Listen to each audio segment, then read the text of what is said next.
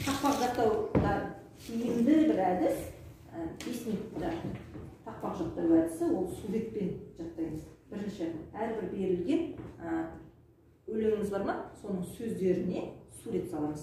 Мына мақтанышым астанам деген өлең, мен қазір осыған сурет саламын. Алтын арқа даласы дейді. Алтынның суретін салайын, мысалы, мына алтын. Мына мойныңызға ілініп тұр, алтын. Алтын арқа дейді. Адамның арқасын мысалы, мына адам. Екі аяғы бар. Осының арқасы, арқа көздеріне осы түссін. Келесі дала дейді. Дала деген тау мен тас, тау, су ағып жатыр. Мына даланың суреті естеріңде қалды ма? Мынау алтын арқа даласы. Сеттік. Жасыл. Жасыл дегенге мен түс ала салайын. Бір түсті қояйын. Мына мысалы жасыл. Есіл өзен. Есіл өзені. Есіл өзені естерінде қалады. Жағасы. Жаға деген мысалға жаға. Киімнің жағасы.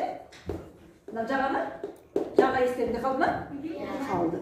Келесі. Қанат. Қанат деген мысалға көбелектің қанатын алайық. Естерінде қалады. Көбелектің қанаты. Қанат жайып.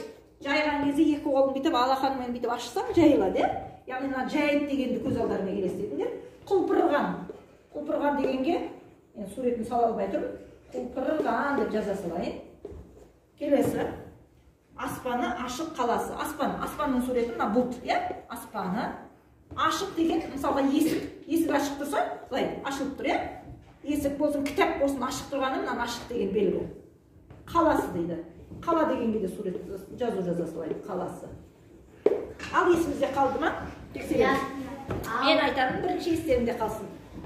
Алтын арқа даласы, жасыл есіл жағасы, қанат жайып құлпырған, аспаны ашық қаласы.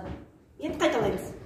Алтын арқа даласы, жасыл есіл жағасы, қанат жайып құлпырған, аспаны ашық қаласы. Аспан дегенге деген жалғай салайын. Аспаны ашық қаласы.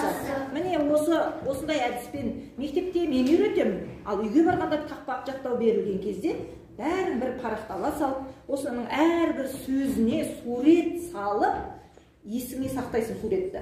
Жаттасаң, 5 минуттың ішінде сен сол өлеңді жаттап аласың. Міне осы өте бір тиімді әдіс. Бәріміз қайталаймыз.